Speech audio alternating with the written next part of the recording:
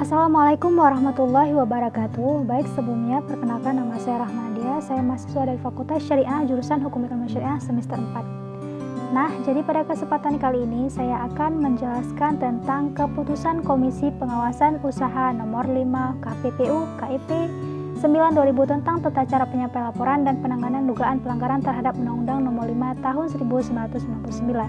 Bab yang pertama yaitu ketentuan umum. Dalam pasal 1, keputusan yang dimaksud dengan komisi adalah Komisi Pengawasan Persaingan Usaha.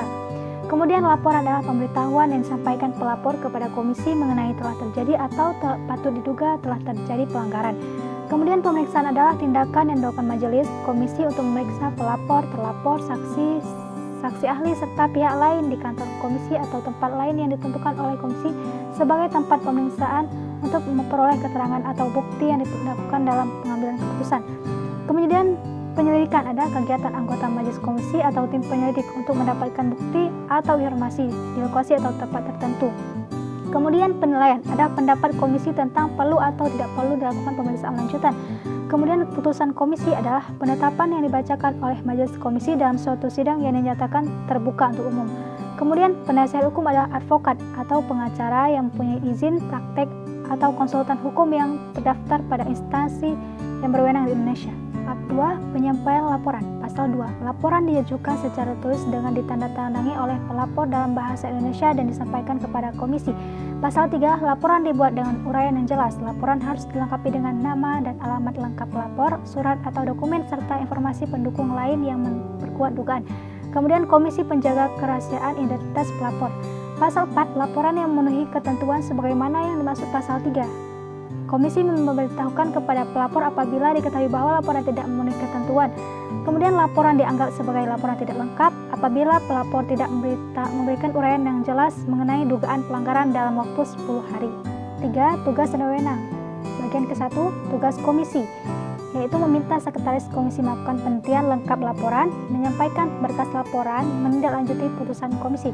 Kemudian tugas ke komisi yaitu dalam pasal 6, maka komisi melaksanakan tugas-tugas ketua komisi sebagaimana dimaksud pasal 5 dalam hal ketua komisi berhalangan. Kemudian tugas dari majelis komisi dalam pasal 7 yaitu melakukan pemeriksaan lanjutan, menilai ada atau tidak ada pelanggaran, meneliti, menyimpulkan dan menetapkan hasil pemeriksaan, menyusun, menandatangani dan membacakan putusan komisi, kemudian memberitahukan putusan kepada terlapor. Kemudian tugas dari panitera majelis dalam pasal 8, tugas panitera majelis yaitu membantu majelis memanggil para pihak untuk hadir dalam suatu pemeriksaan dalam persidangan, kemudian mencatat jalannya pemeriksaan dalam persidangan, kemudian menyimpan berkas laporan, menjaga barang bukti, membantu majelis komisi menyusun putusan komisi, kemudian membantu penyampaian keputusan komisi pada terlapor dan membuat berita acara pemeriksaan.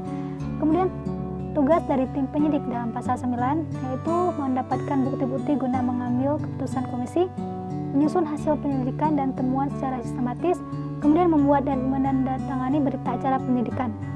Adapun tugas dari kelompok kerja dalam pasal 10 yaitu diatur dalam keputusan tersendiri. 4. Penerimaan dan penelitian laporan. Bagian ke-1, penerimaan laporan. Dalam pasal 11, laporan yang masuk ke komisi terima dan dibaca oleh ketua komisi dalam waktu selama 2 hari.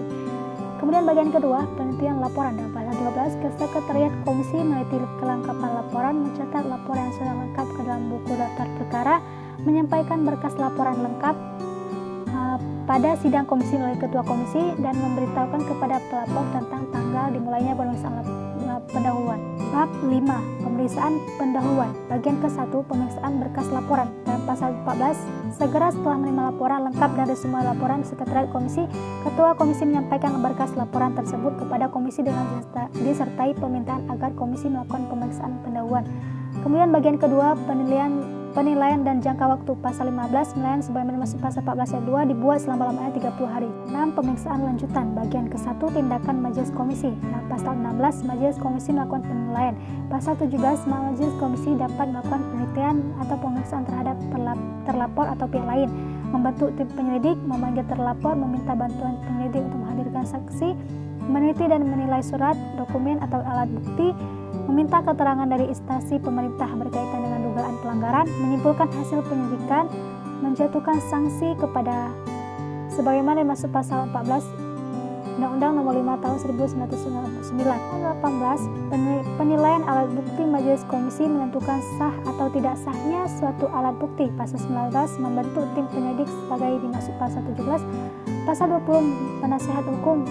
Para pihak atau pihak lainnya pemeriksa atau diminta keterangan berhak didampingi oleh penasihat hukum. Bagian kedua, jangka waktu penyelesaian pemeriksaan. Pasal 21, Majelis Komisi menyelesaikan pemeriksaan lanjutan.